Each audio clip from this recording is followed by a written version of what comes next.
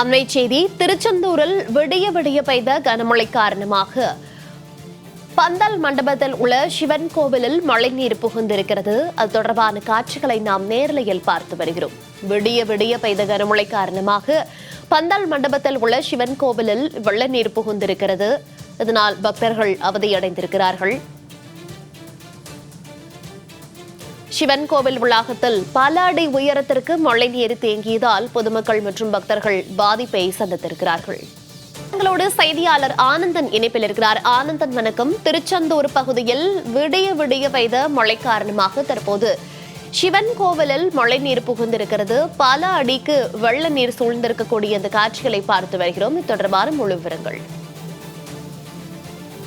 வணக்கம் மோனிகா. திருச்செந்தூரில் நேற்று இரவு பெய்த கனமழையின் காரணமாக திருச்செந்தூர் முருகன் கோவிலுடன் இணைந்த சிவன் கோவிலில் மழைநீரானது தேங்கியுள்ளது. இந்திய பெருங்கடல் பகுதியில் நிலவிய வளிமண்டல கீழடுக்கு சுழற்சி தமிழகம் மற்றும் அதை ஒட்டிய குமரி கடல் பகுதியில் நிலவுவதால் நெல்லை, தென்காசி, தூத்துக்குடி உள்ளிட்ட மாவட்டங்களில் கனமழைக்கான ஆரஞ்சு அலர்ட் விடுத்து வானிலை ஆய்வு மையம் எச்சரிக்கை விடுத்துள்ளது. இந்த நிலையில் திருச்செந்தூர் பகுதிகளில் கடந்த சில தினங்களாக வெயில் வாட்டி வதைத்த நிலையில் நேற்று காலை முதல் மாலை வரை வானம் மேகமூட்டத்துடன் இருள் சூழ்ந்து காணப்பட்டது. திடீரென இரவு நேரத்தில் இடி மின்னலுடன் கூடிய பலத்த மழை பெய்ய தொடங்கியது.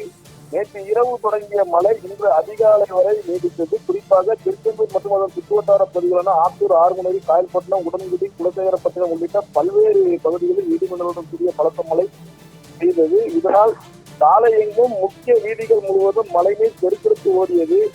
அதேபோல் திருச்செந்தூர் பந்தல் மண்டபத்தினுள் மிக தாழ்வான பகுதியில் அமைந்துள்ள சிவன் கோவில் வளாகத்திற்குள் மழைநீர் புகுந்துள்ளதால் அந்த வழியாக செல்லக்கூடிய பக்தர்கள் கோவிலுக்குள் செல்ல சிரமப்பட்டு வருகின்றனர்.